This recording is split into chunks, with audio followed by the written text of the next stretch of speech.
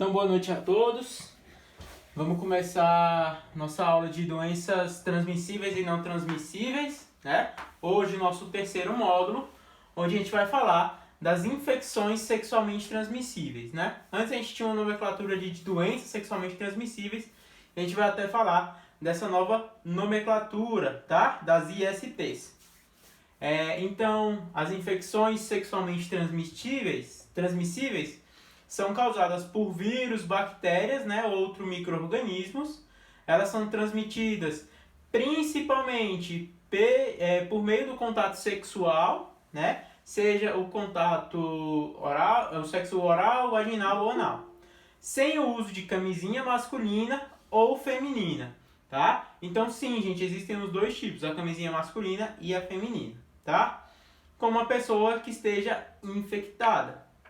A transmissão de uma infecção sexualmente transmissível pode acontecer ainda de mãe para criança durante a gestação, né? É a transmissão vertical que a gente fala, né? Então, vai passar ali durante a gestação, durante o parto ou a amamentação.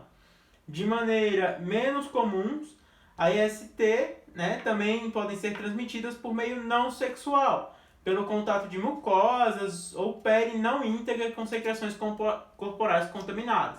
Vamos supor, eu tenho um corte na mão, e aí a outra pessoa sangrou, eu peguei no sangue dela. Por esse corte eu posso adquirir uma infecção sexualmente transmissível, né? Como é o caso ali da mais conhecida, que é a HIV/AIDS, tá? Mas é uma forma bem incomum da gente conseguir, na verdade, ter essa transmissibilidade, tá?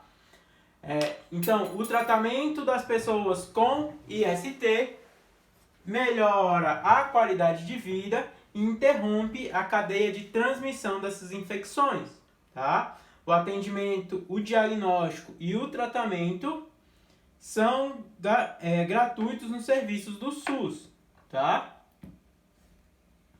A terminologia ISTs, né, infecções sexualmente transmissíveis, passou a ser adotada em substituição à expressão doenças sexualmente transmissíveis, porque destaca a possibilidade de uma pessoa ter e transmitir uma infecção sem nenhum sinal e sintoma, né? Então, quando a gente fala de doença, gente, a gente vai linkar ali, né? Vai pensar em sinais e sintomas, né? Vai conseguir ver alguma coisa. E as infecções de corrente sanguínea, muitas vezes as infecções sexualmente transmissíveis, muitas vezes a pessoa vai poder transmitir, né? Mas não vai ter nenhum sinal e sintoma, tá? E a gente vai entrar já nas infecções sexualmente transmissíveis, tá? Desculpa, eu tô falando às vezes infecção de corrente sanguínea só porque eu tive uma reunião disso hoje, perdão, tá? Então, as infecções sexualmente transmissíveis, vamos começar pelo HIV/AIDS, né?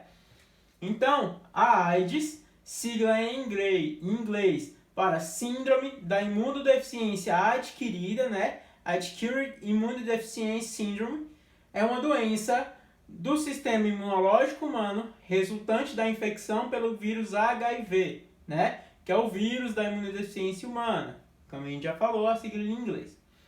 A AIDS se caracteriza pelo enfraquecimento do sistema imunológico do corpo, com o organismo mais vulnerável ao aparecimento de doenças oportunistas que vão de um simples resfriado a infecções mais graves, como a tuberculose e ao câncer, tá?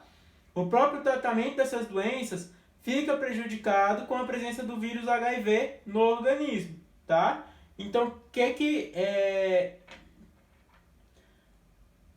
a síndrome da imunodeficiência, né, o vírus do HIV, ele vai fazer? Ele vai comprometer o nosso sistema imunológico, tá? A gente vai conversar um pouquinho o que isso vai causar, tá? Então, o organismo humano reage diariamente aos ataques de bactérias, vírus e micróbios, né? Por exemplo, do sistema imunológico. Então, todo dia a gente está tendo contato ali e nosso corpo está combatendo. Muito complexa, essa barreira é composta por milhões de células de diferentes tipos e com diferentes funções, responsáveis por garantir a defesa do organismo e manter o corpo funcionando livre de doenças, tá? Então vamos lá. O nosso corpo no dia a dia, ele luta nas barreiras, seja ali pelo ar, né? Essas bactérias que a gente tem no ar, né? Pelo que a gente tem no nosso próprio corpo. Então, ele está numa luta constante ali. O nosso sistema imunológico, ele nunca está parado, tá? Então, ele está em constante luta ali para defender o nosso corpo. Vão ter milhões de células, com diferentes tipos de células também, com diversas funções, né? Para garantir a defesa do nosso corpo. E entre as células de defesa do organismo humano estão os linfócitos TCD4, tá? Que é o principal alvo do vírus HIV, tá? São esses glóbulos brancos que organizam e comandam a resposta diante de bactérias, vírus e outros micróbios, agressores que entram no corpo humano. Então, o que é que faz? O linfócito TCD4, gente, ele está ali para organizar. Ele vamos supor, como se fosse um exército, né? Já que a gente está falando desse combate, se fosse um exército, o linfócito TCD4 ali, ele seria o comandante, né? Então, ele que vai organizar, ele que vai criar a estratégia ali de como fazer essa defesa. E o principal alvo do vírus HIV não são ali os soldados, né? As outras células, e sim quem organiza, tá? Então, se o HIV ataca o linfócito TCD4, ele acaba por enfraquecendo o corpo de maneira geral, porque fica desorganizado, tá bom? Então, aqui para o segundo parágrafo, o vírus HIV dentro do corpo humano começa a atacar o sistema imunológico, ligando-se a um componente da membrana dessa célula, o CD4, penetrando seu interior para se multiplicar. Com isso, o sistema vai pouco a pouco perdendo a capacidade de responder adequadamente, tornando o corpo mais vulnerável a doenças. Quando o organismo não tem mais forças para combater esses agentes externos, a pessoa começa a ficar doente mais facilmente e então se diz que tem AIDS, tá? Esse momento geralmente marca o início do tratamento com os medicamentos antirretrovirais que combatem a reprodução do vírus. Aí a gente tem um problema, né? Então o nosso corpo ele vai perdendo força. Por quê? Porque a defesa do nosso corpo contra as bactérias, contra os vírus, né, os micro-organismos, ela está bagunçada, ela está desorganizada. E aí eles acabam sempre perdendo essa batalha ali, deixando o nosso corpo, a gente pegar uma doença mais facilmente. E aí é quando se fala que temos a AIDS, tá? E aí, mas qual é o problema? As pessoas vão morrer do HIV, da AIDS, muito dificilmente, né? As pessoas elas vão morrer de doenças oportunistas, nem que seja uma gripe, tá? Porque o nosso sistema está muito fraco, o nosso corpo ele não vai combater aquela bactéria, aquele vírus, né? E aí acaba que essa pessoa ela entra numa fase muito crítica por uma bactéria que seria facilmente resolvida sem o vírus, né, do HIV.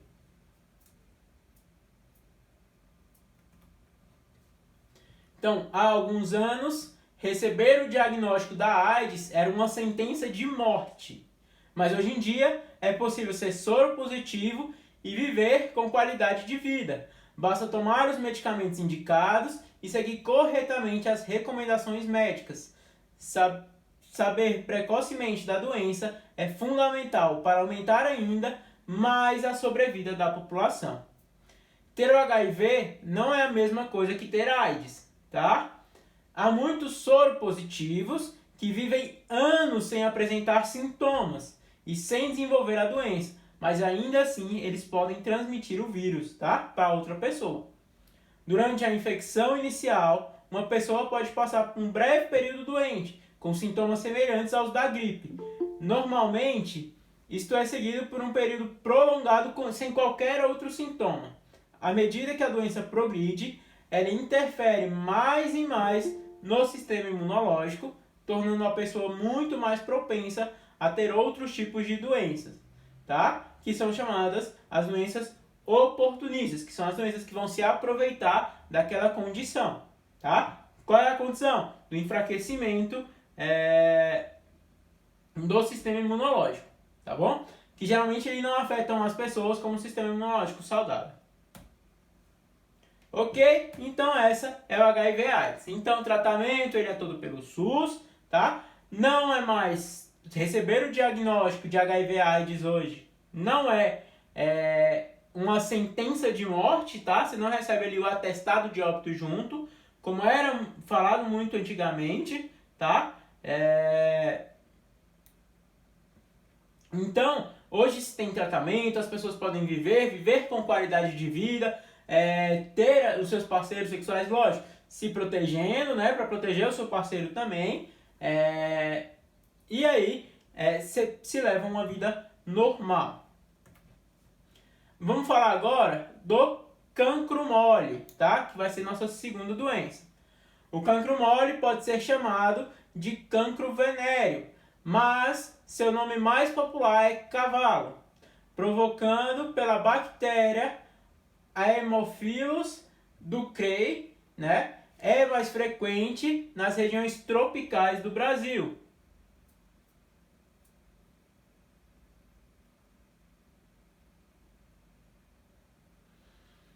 Ô Maria,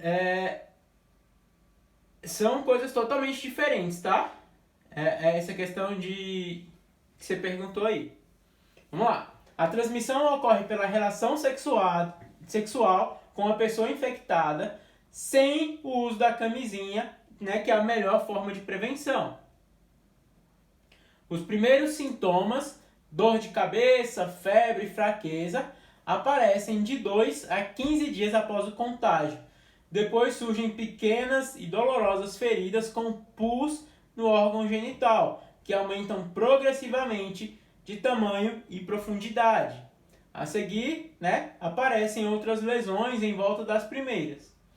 Após 2 semanas do início da doença, pode aparecer um caroço doloroso ali ou avermelhado na virilha, que é o que a gente vai chamar de íngua, né? Que pode dificultar os movimentos da perna, né? E até mesmo dificultar ali no andar, né? Vai doer bastante, vai incomodar. Esse caroço pode drenar uma secreção purulenta esverdeada ou até misturada com sangue.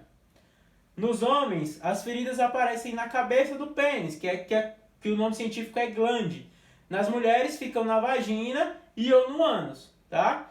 Nem sempre a ferida é visível, mas provoca dor na relação sexual e ao evacuar, tá bom? O tratamento. Na presença de qualquer sinal ou sintoma de infecção sexualmente transmissível, tem que se procurar um profissional de saúde, um profissional médico, tá? Para o diagnóstico correto, indicação do tratamento com antibiótico adequado. Vamos agora para clamídia e gonorreia, tá? Gente, acho que quando vocês estudaram ali infecções sexualmente transmissíveis, ou quando vocês viram algum curso sobre isso, eles sempre botam fotos, né, das doenças, foto de vírus e tudo mais. Eu não trouxe. Aqui a gente está para estudar para ser um profissional de saúde, né? Aqui a gente está para estudar a parte teórica. Então acho que não acrescenta muito essa questão das figuras. Se vocês quiserem, lá no texto vai ter disponível para vocês os nomes, vocês podem ir atrás, tá bom? Clamídia e gonorreia. A clamídia e gonorreia são infecções causadas por bactérias que podem atingir os órgãos genitais tanto masculino quanto feminino, tá bom? A clamídia é muito comum entre os adolescentes e adultos jovens, podendo causar graves problemas à saúde. A gonorreia pode infectar o pênis, o colo do útero, o reto, né, ali o canal anal, a garganta e os olhos. Quando não tratadas, essas doenças podem causar infertilidade, que é aquela dificuldade de ter filhos ou não poder ter filhos, tá? Durante as relações sexuais, gravidez nas trompas, né? Entre outros danos ali à saúde, principalmente à saúde sexual. Nas mulheres, pode haver dor ao urinar ou no baixo ventre, né? Que é aquele que a gente chama de pé da barriga. Um aumento no corrimento vaginal, sangramento fora da época da menstruação, dor ou sangramento durante a relação sexual. Entretanto, é muito comum estar doente e não ter sintoma algum. Por isso, é recomendável procurar um serviço de saúde periodicamente, em especial se houver sexo sem proteção, né? Sem ali o preservativo.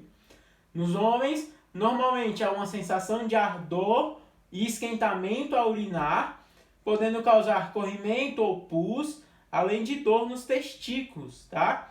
É possível que não haja sintomas e o homem transmita a doença sem saber. Para evitar, é necessário o uso do preservativo em todas as relações sexuais.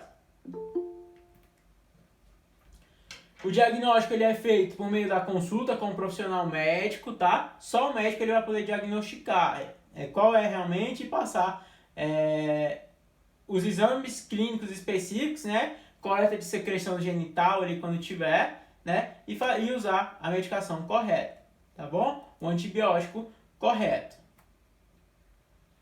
E vamos falar um pouquinho agora sobre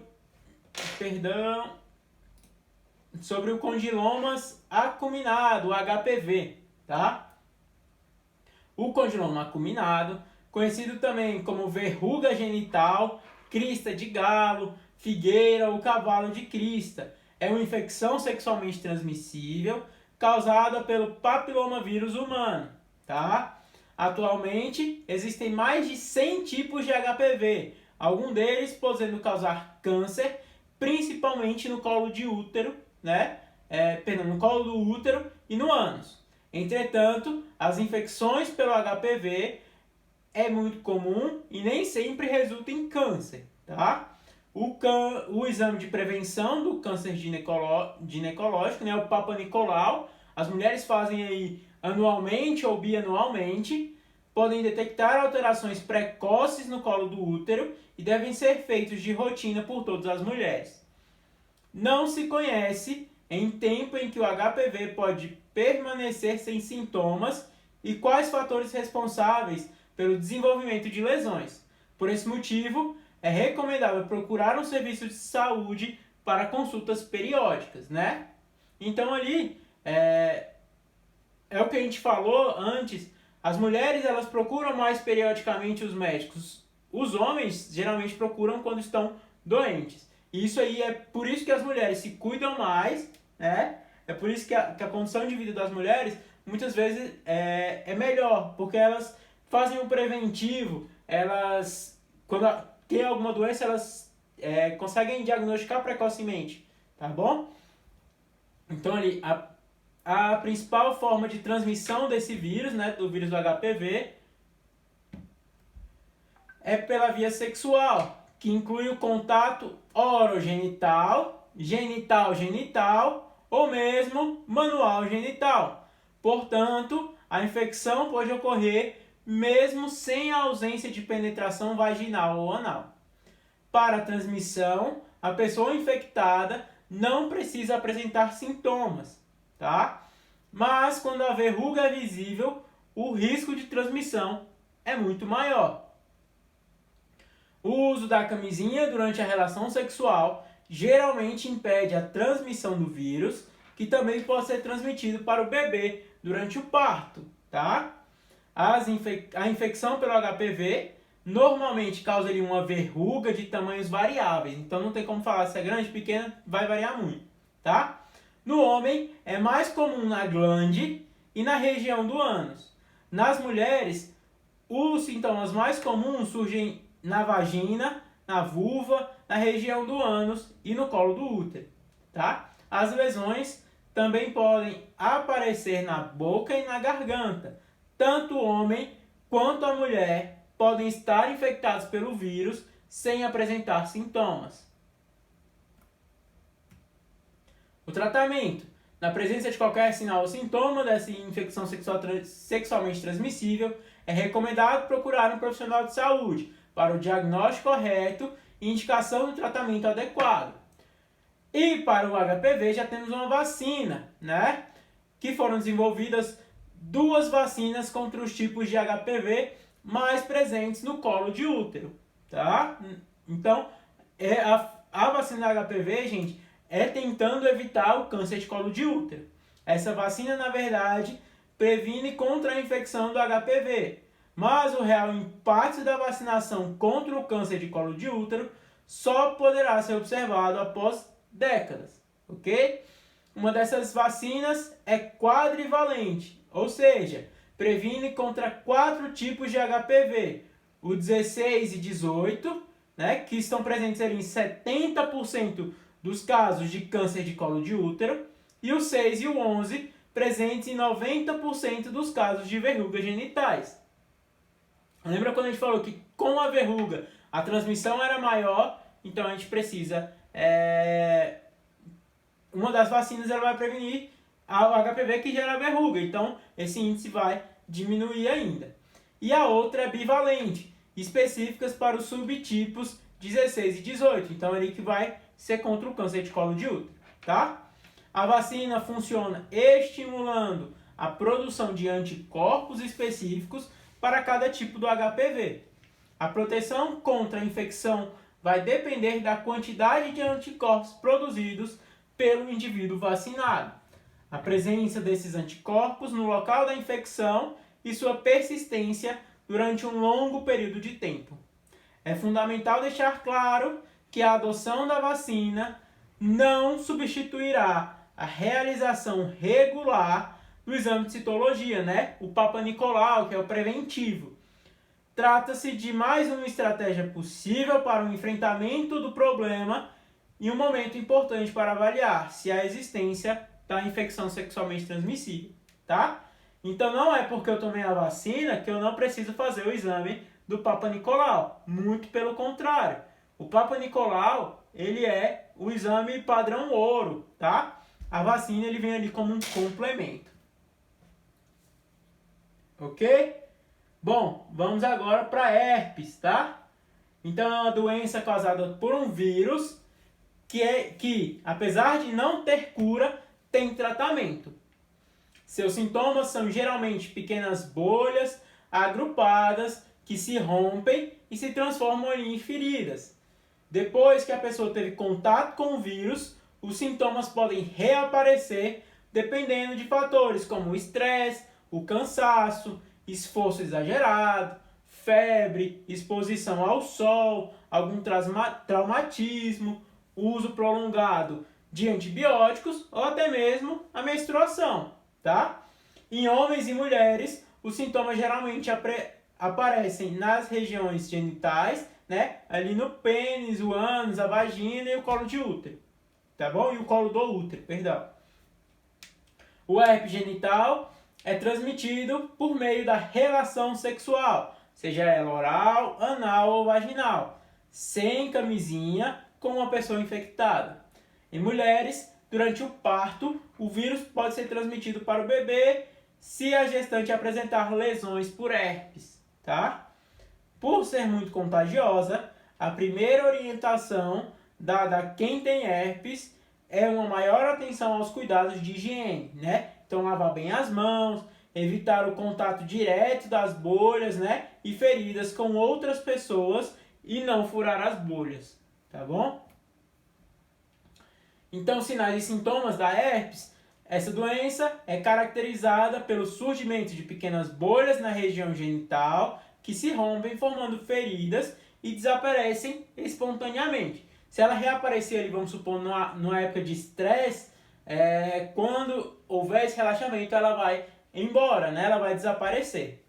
Antes do surgimento das bolhas, pode haver sintomas como formigamento, ardor, coceira no local, além de febre e mal-estar.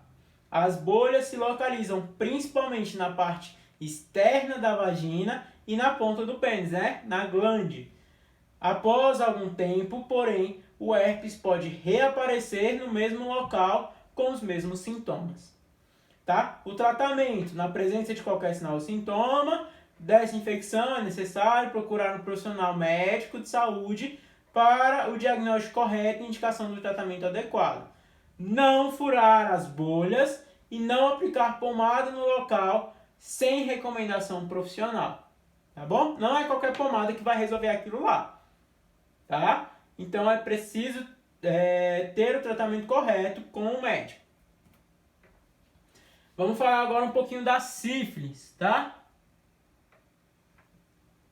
É uma doença infecciosa causada por bactéria, né? Pode ser manifestada em 3 estágios. Os maiores sintomas ocorrem nas 2 primeiras fases,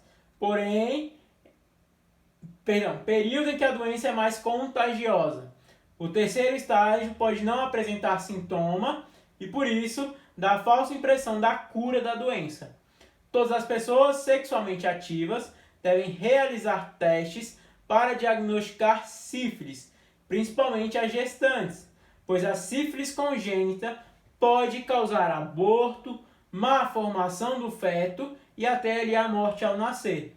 O teste deve ser feito na primeira consulta do pré-natal e no terceiro trimestre da gestação e no momento do parto, independente de exames anteriores. Então, mulheres que já tiveram filhos ali, elas vão saber. Elas fazem o teste rápido antes do parto para HIV, AIDS e sífilis, né? Por quê? Como forma de prevenção. Não tem, vamos supor, na primeira consulta do pré-natal deu negativo. No terceiro trimestre da gestação deu negativo. Na hora do parto, antes do parto, vai se fazer um teste também, tá? A sífilis pode ser transmitida de uma pessoa para outra durante o sexo sem camisinha com alguém infectado, por transfusão de sangue contaminado ou da mãe infectada para o bebê durante a gestação ou mesmo o parto.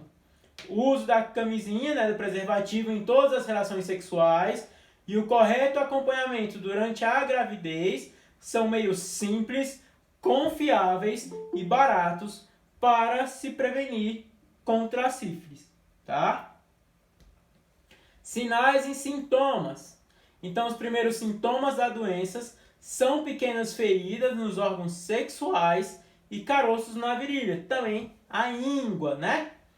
Que surgem entre o 7º e 20º dia após o sexo desprotegido com alguém infectado, né? Então, até o 7º dia é chamado de quê, gente? Período de incubação, né? A ferida e as ínguas não doem, não coçam, não arde e não apresentam pus, tá? Mesmo sem tratamento, as feridas podem desaparecer sem deixar cicatriz. Mas a pessoa continua doente e a doença se desenvolve.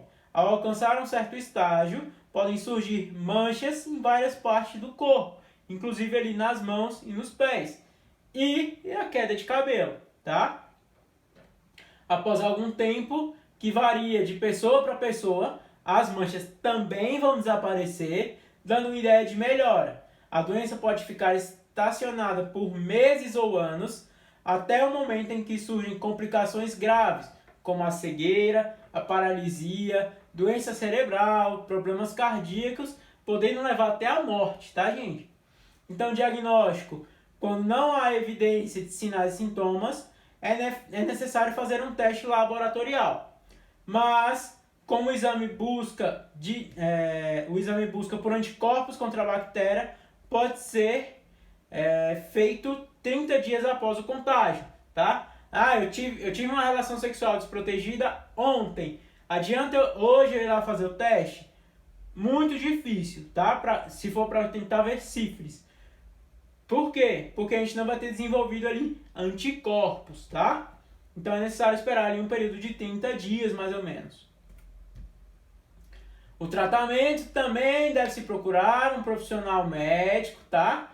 Para ele poder fazer o diagnóstico correto, indicar o tratamento mais adequado, dependendo de cada estágio. É importante seguir as orientações médicas para a cura da doença. A gente vê ali, se essa doença não tiver cura, gente, a longo prazo ela vai causar ali uma cegueira, né? Pode até levar à morte. E vamos falar, já que a gente citou, vamos falar um pouquinho da sífilis congênita, né? Então é a transmissão da doença de mãe para filho, tá? A infecção é grave e pode causar má formação do feto, aborto ou morte do bebê assim que nasce, quando este nasce gravemente doente. Por isso, é importante fazer o teste para detectar sífilis durante o pré-natal. E, quando o resultado é positivo, tratar corretamente a mulher e o parceiro. Isso é muito importante, gente, essa parte. Eu vou até pausar aqui um pouquinho na questão da sífilis para a gente entrar nesse quesito. Não adianta eu tratar somente a pessoa infectada e não tratar o parceiro dela. Não adianta tratar o homem, o marido e não tratar a esposa. Não adianta tratar a esposa e não tratar o marido, tá? Por quê? Eu vou tratar uma das pessoas, a outra vai continuar infectada e quando eles tiverem uma relação sexual vai haver uma reinfecção. Então isso é importante. Se a gente tem uma infecção sexualmente transmissível, a gente precisa tratar o parceiro, né, a parceira ou os parceiros, tá? Caso seja mais de um. Aí é mais... a gente tem que trazer todo mundo que essa pessoa tem relação sexual ali, né? Lógico, a pessoa é solteira, não sabe quem é, tudo bem, é mais difícil. Agora, é um relacionamento aberto, onde tem mais de uma pessoa, ou é um casamento mais tradicional, precisa se tratar as duas pessoas, tá? Isso aqui é uma grande dificuldade que se tem hoje no tratamento de infecções sexualmente transmissíveis. Por quê? Porque as pessoas elas têm vergonha, né? Elas têm vergonha ali da sífilis, do HPV, da herpes, né? Então, ela acaba que esconde do seu parceiro, né? Aí tem o diagnóstico, ela faz o tratamento, mas escondido do seu parceiro. E não adianta. O parceiro muitas vezes vai estar infectado também, ou ele trouxe a infecção. Então, gente, é preciso tratar os parceiros também, tá? Convencer as pessoas sobre o tratamento do parceiro, que o tratamento do parceiro é importante, tá? Então, tratando o parceiro assim, só assim vai se conseguir evitar a transmissão da doença. A sífilis congênita pode se manifestar logo após o nascimento, durante ou após os primeiros 2 anos de vida da criança. Na maioria dos casos, os sinais e sintomas estão presentes nos primeiros meses de vida. Ao nascer, a criança pode ter pneumonia, feridas no corpo, cegueira, dentes deformados, problemas ósseos, surdez ou deficiência mental. Em alguns casos, a sífilis pode ser fatal, tá? Então, o diagnóstico se dá por meio do exame de sangue e deve ser pedido no primeiro trimestre da gravidez, recomendado refazer no terceiro trimestre e repetir logo antes do parto, tá? Já na maternidade ali. O tratamento vai ser com a penicilina, no caso, né? Pois é o único capaz de tratar a mãe e o bebê, tá bom? E os cuidados com recém-nascida, né? Todos os bebês devem realizar os exames para a sífilis, independente do exame da mãe, tá? Os bebês que tiverem suspeita de sífilis congênita precisam receber uma série de exames, precisam fazer uma série de exames antes de receber alta, tá bom? Precisa tomar esse cuidado. Vamos falar agora sobre a tricomoníase, tá? É uma infecção causada por protozoários, né? Nas mulheres ataca o colo de útero, a vagina e a uretra. Nos homens vai atacar o pênis, tá? A doença pode ser transmitida pelos sexos desprotegidos com uma pessoa infectada. Para avaliá-la, para evitá-la, é necessário usar camisinha em todas as relações sexuais, tanto vaginal, quanto oral, quanto anal, tá? É a forma mais simples e eficaz de evitar uma IST. Os sintomas mais comuns da tricomoníase são a dor durante a relação sexual, ardência e dificuldade para urinar, coceira nos órgãos sexuais, porém, a maioria das pessoas infectadas não sentem alterações no organismo, tá? Na presença de qualquer sinal e sintoma, é necessário procurar o médico para fazer o diagnóstico e fazer o tratamento correto, e os parceiros também precisam receber o tratamento, tá bom? Bom, gente, essa foi a nossa aula de hoje. Muito obrigado pela presença de todos. Tenham uma boa noite.